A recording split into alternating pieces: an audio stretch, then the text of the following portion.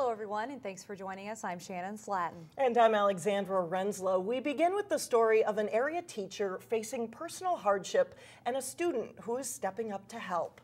It's a story that's unfolding for Wayzata Central Middle School teacher and high school baseball coach Bobby DeWitt. And it's one his student hopes the community will see and rally support. Push yourself to be even more specific. At Wayzata Central Middle School, 7th grade history teacher and varsity baseball coach Bobby DeWitt challenges his students Think about multiple perspectives. to think about history in different ways. Put yourself in someone else's shoes. Think about what it would be like for that person. From where this 38-year-old stands, his own perspective has changed.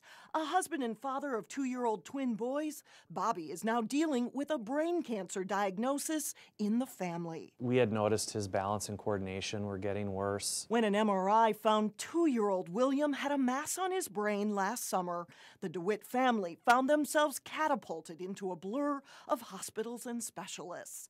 First a surgery for William, then 4 months of chemotherapy. Now William and Mom, who had to quit her job, are in Chicago for 6 weeks of a specialized radiation treatment. I would rather be in Chicago right now, but I also know that for my family, it's best for me to be here. In the classroom, Bobby keeps teaching, not wanting to burden his students with his family's story.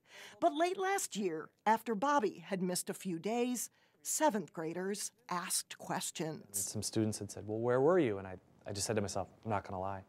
And I said, I was in the hospital. And then, are you okay? I said, well, it wasn't for me, it was for my son. And then of course, I know 7th graders, well, what's wrong with your son? And I said, he has brain cancer.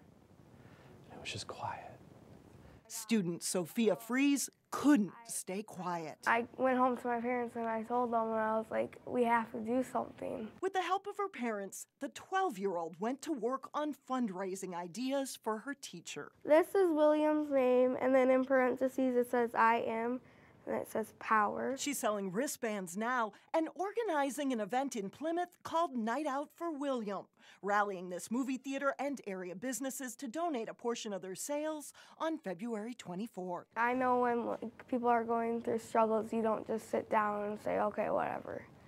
You help them. A sense of perspective beyond her years, and now a grateful teacher who couldn't be prouder. She's learned a lesson that many of us as adults have not yet learned, that there are more important things going on in this world than just yourself and your own life.